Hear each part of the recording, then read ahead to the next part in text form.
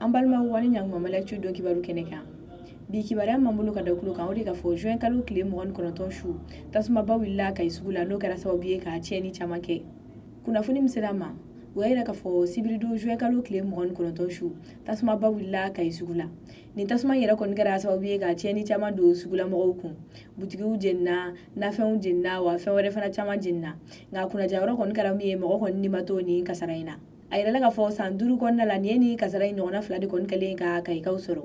O sababuya la sa mɔgɔw sugandilen don an ka jamana ɲɛmɔgɔw fɛ ka se ka sɛgɛsɛgɛli kɛ kun min na tasuma in kɔni wulila u ni ka se ka jateminɛw kɛ fɛn minnu ni fɛn minnu kɔni tiɲɛna. Kibaruya mana b'o kɔfɛ an b'o lasaw ma wagati nataw la. O tɛmɛnen kɔ ka bɔ yen kibaruya wɛrɛ man bolo ka da kulo kan o de ka fɔ juin kalo tile 30 kɔnɔna la Moptikaw fɛ yen nɔ kɛrɛnkɛrɛnnenya la Wɛnkoro mɔgɔ 23 kɔni tora binganiwale dɔ la yen nɔ.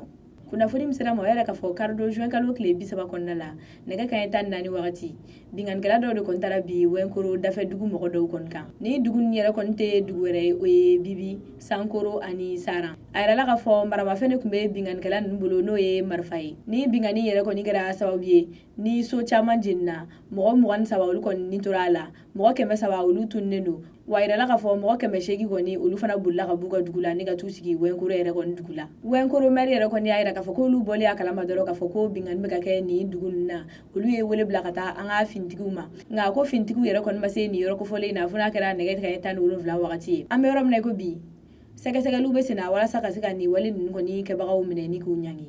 O tɛmɛnen kɔ ka bɔ yen kunnafoni wɛrɛ man bolo ka da kulo kan o de ka fɔ juin kalo tile 30 su marifatigi dɔw de taara don pɛlɛnganakaw kɔni kan.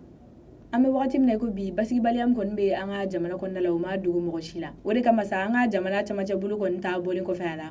A yirala ka fɔ juin kalo tile 30 su marifatigi dɔw de kɔni taara don pɛlɛnganakaw kan n'o bɛ Segu mara la. A yirala ka fɔ ni mɔgɔ kofɔlen nin yɛrɛ kɔni tɛna don pɛlɛngana kɔnɔna la kuma si ni sufɛla tɛ ko donsofini de tun b'u la.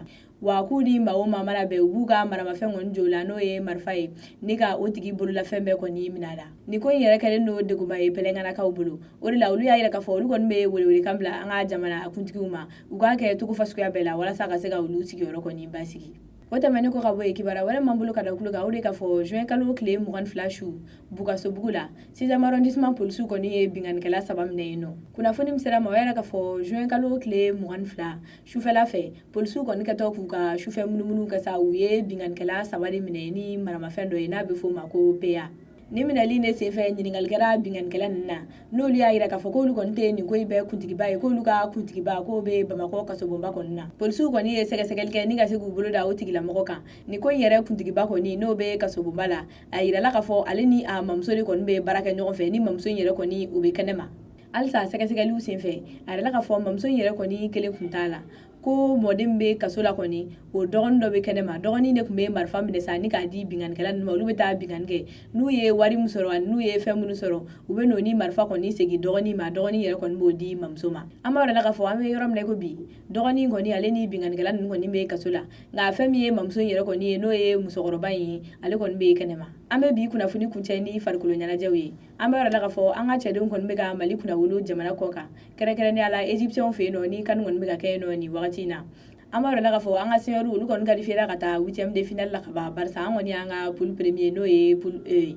O bɛɛ n'a ta o ta ani Angola kɔni bɛ jeu bi an b'a yɔrɔ la ka fɔ an cira o an gagné o a bɛɛ kɔni ka kan ma nka an ka laɲini kɔni ye an ka gagné fana. O tɛmɛnen kɔ ka bɔ yen an b'a yɔrɔ la ka fɔ an ka basketteur denmisɛnninw n'olu kɔni ye bololantolantanaw ye olu bɛ ka jouer coupe du monde na Grèce. Olu yɛrɛ fana kɔni bɛ ka baaraba kɛ nin yɔrɔ in na sabula a yirala ka fɔ u match 2 la u ye a match 2 bɛɛ gagné. An ka bɔko laban yɛrɛ n'o kun ye ani Canada ye an b'a yɔrɔ la ka fɔ an kɔni ye olu fana ci 71 o ni 70. Olu yɛrɛ kɔni tɛ mɔgɔ gansan ye sabula a yirala ka fɔ nin coupe in yɛrɛ kɔni kun bɛ olu de bolo. Nin ko in yɛrɛ bɛɛ kɔni ye nisɔndiyaba ye maliyɛnw ma. O de kama an bɛ dugawu kɛ Ala k'an ka farikolo ɲɛnajɛkɛlaw kɔni sankɔrɔta halisa. An balimaw ni kibaruya nin de kun b'an bolo ka lase aw ma. Aw ni ce aw ka kulomajɔ la aw k'an bɛn a ɲɔgɔnna wɛrɛ ma.